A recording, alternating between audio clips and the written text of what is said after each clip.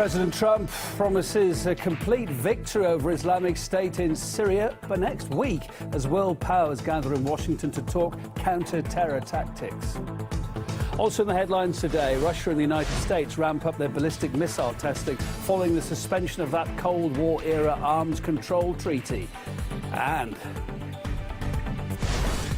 I believe in heaven, and I have never seen the hell apart during the time I was doing my job here. It's a hell.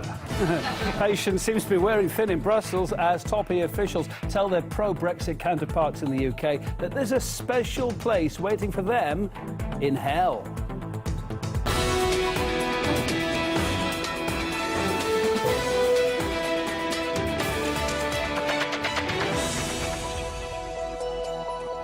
Midday here in Moscow. Good day to you then. Thanks for choosing us for your news update. I'm Kevin Owen here at the RT International News Centre this hour. In the headlines in more detail first, the US President has said that the final pockets of Islamic State-held territory in Syria will be recaptured by next week.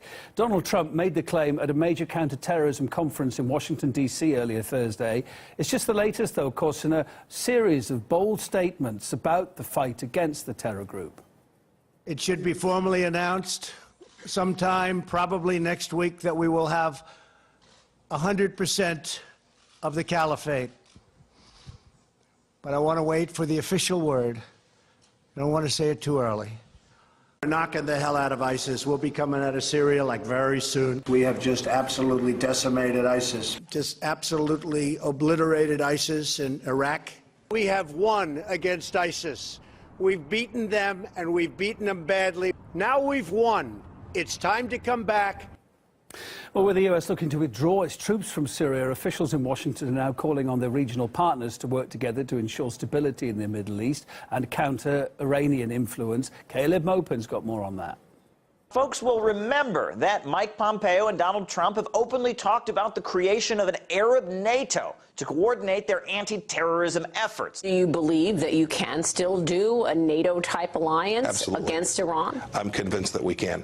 I think every country understands that it's in their best interest. So it was in 2017 when Trump was in the Middle East, he put forward the vision of creating an Arab NATO. The idea is that this would be a military alliance, including 6 Gulf states, as well as Egypt and Jordan, and that it would be a military alliance that would coordinate anti-terrorism activities, military alliance, and counter the Islamic Republic of Iran. We're getting mixed messages from Washington, D.C. People will recall how Donald Trump announced that the USA was removing all of its troops from Syria because the ISIL terrorists had been defeated. However, we now hear from the Secretary of State, Mike Pompeo, that actually this was just a tactical move. The fight is one that we will continue to wage alongside of you.